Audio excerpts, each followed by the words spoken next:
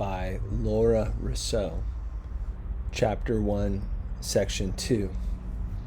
I always thought of myself as a free-floating, one-celled amoeba, minding my own business. The other kids at school were all part of a larger organism. The soccer girls made up one organ, a set of coordinated, interdependent cells. They always dated the soccer guys, another organ connected to them by veins and arteries. The speech team, student government, animal rights club, everything was part of the whole. Even the hoodlums' gold chains and graffiti tags added sparkle to the organism. Me? I was a shapeless amoeba, something that didn't belong. Not particularly noticed, definitely not appreciated. Just an amoeba swimming around aimlessly. Back in middle school, I'd hung out with a group of girls. My longtime friend Jasmine was the glue holding us all together. But when she abandoned us for Catholic school, we scattered. Loneliness was tricky. A cup filled at one moment with freedom and the next with emptiness. Maybe the emptiness part is what made me want to connect, at least a little, with the foundling.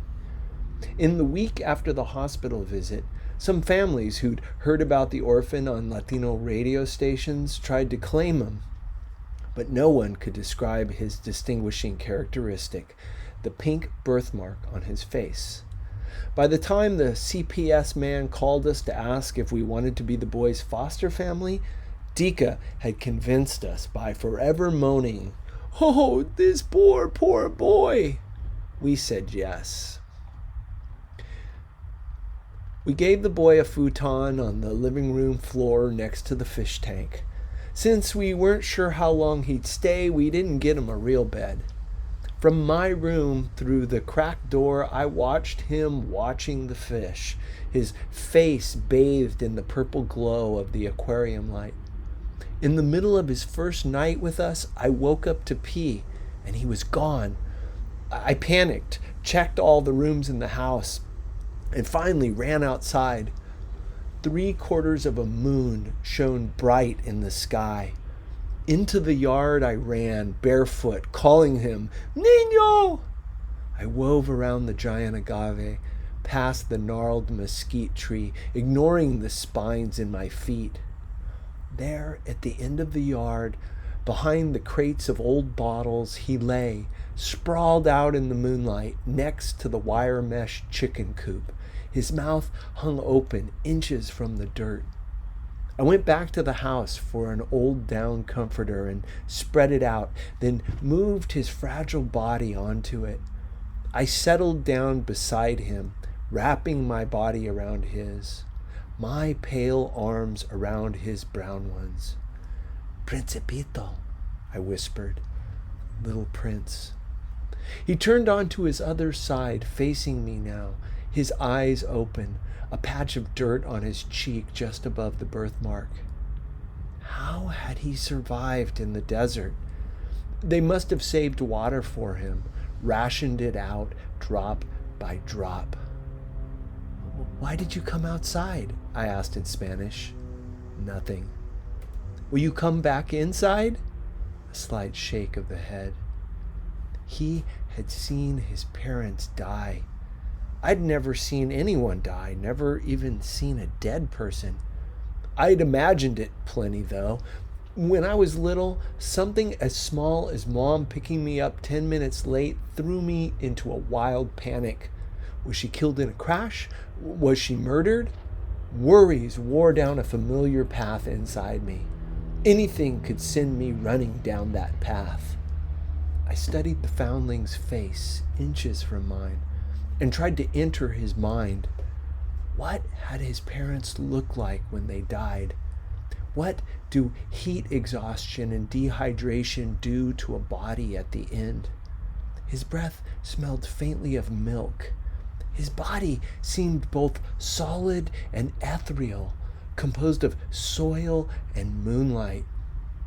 Maybe he was hoping to dissolve into the night, become a shadow, a spirit, join his parents.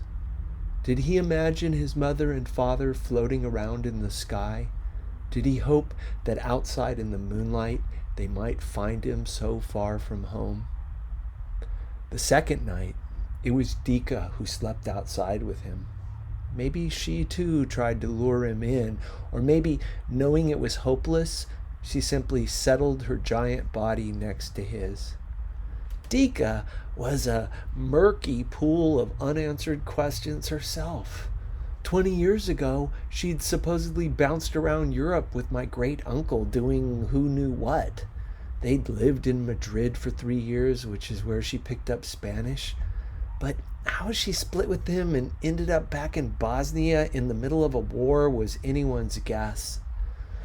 On the boy's third day with us, over a plate of steaming quesadillas, Dika leaned over to him and in Spanish said, "Ya, enough! Tell us your name, niño." Without a pause, he said, "Soy Pablo." But he stopped right there and ignored the onslaught of questions. "What's your last name, Pablo? Your town's name, your address?" Weeks passed without another word from him. More and more, I wanted to cup my hands around him like a shivering bird, breathe life into him, some kind of spiritual CPR. Dika and I took turns sleeping with him. On my nights, I brought a flashlight and book and read to him in English. He always stayed awake, watching my lips move. He seemed soothed by my voice, by the rhythm of words. "First, you'll sit down a little ways away from me, over there in the grass. I'll watch you out of the corner of my eye, and you won't say anything. Language is the source of misunderstandings. But day by day, you'll be able to sit a little closer." After I closed the book, I lay beside him and whispered to him in English and Spanish, saying anything that came into my head. "Principito, know what? Our chickens used to lay eggs. Juan says they're too depressed to lay eggs now. ¿Quién sabe por qué?" Sometimes I found myself whispering things that he couldn't possibly understand, silly things. "Know what? I'm an amoeba, Pablito, floating through life. Maybe you're an amoeba too. Maybe we're two amoebas together." He watched me and listened and said nothing. And for some reason, I convinced myself that when he became a whole person one day, hopefully sooner than later, so would I.